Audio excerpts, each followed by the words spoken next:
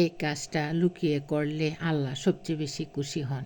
একটা আমল আছে যা আপনি একাই করেন, কেউ দেখে না, কেউ জানেও না, কিন্তু আল্লাহ ঠিকই দেখেন। এই আমল আপনার গুনাহ মুছে দিতে পারে, কিয়ামতের কঠিন দিনে আপনাকে ছায়া দিতে পারে। অনেক মানুষ বড় বড় ইবাদত করে, কিন্তু এই ছোট্ট আমলটাই অনেকের জীবন বদলে দেয়। কারণ এখানে নেই কোনো মানুষকে দেখানো, নেই প্রশংসা পাওয়ার আশা, শুধু আল্লাহর সন্তুষ্টি। সেটি হলো গোপনে দান করা, গোপনে সাহায্য করা, যেন আপনার ডান হাতের দান বাম হাতও টের না পায়। হ্যালো ভিউয়ার্স, আসসালামু আলাইকুম। সবাই কেমন আছেন? আশা করি আল্লাহর রহমতে সবাই ভালো আছেন।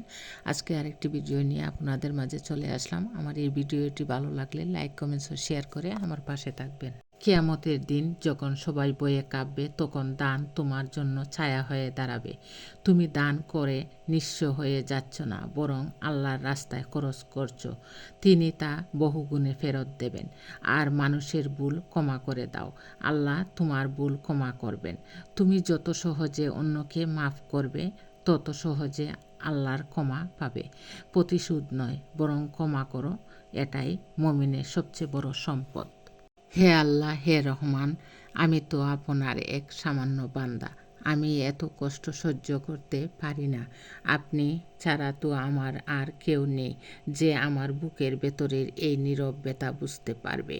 হে মালিক, যদি এই কষ্ট আমার জন্য কল্যাণকর হয়ে থাকে, তবে আমার হৃদয়টা শক্ত করে দিন।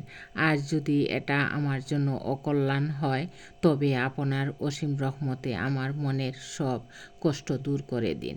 হে আল্লাহ, আমি খুব ক্লান্ত, আমি শুধু আপনাকে চাই। আমার চোখের পানিকে কবুল করে দোয়ায় পরিণত করুন। ইয়া আল্লাহ, এই দুনিয়া ক্ষণস্থায়ী, জীবনে আমি বারবার ভুলে যাই আখিরাতের কথা। তুমি আমাকে সেই দিনের কথা স্মরণ করিয়ে দাও, যেদিন সব হিসেব দিতে হবে। ইয়া রব, কবরের অন্ধকার যেন আমার জন্য আলোয় পড়ে দাও, রহমতের নূরে ডেকে দাও। হাসরের ময়দানে যখন কেউ কারো হবে না, তখন তুমি আমার পাশে থেকো। আমার গুনাহগুলো তুমি ক্ষমা করে দাও, যতই বড় হোক না কেন। আমার আমলনামা ডান হাতে দাও, হে দয়াময়।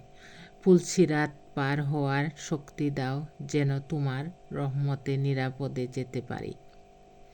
জাহান্নামের আগুন থেকে আমাকে হেফাজত করো, ইয়া আল্লাহ। জান্নাতের সেই চিরশান্তির স্থান আমাকে দান করো। আর আমার শেষটা যেন ঈমানের সাথে সুন্দরভাবে হয়। আমিন। সবাইকে অনেক অনেক ধন্যবাদ। আসসালামু আলাইকুম।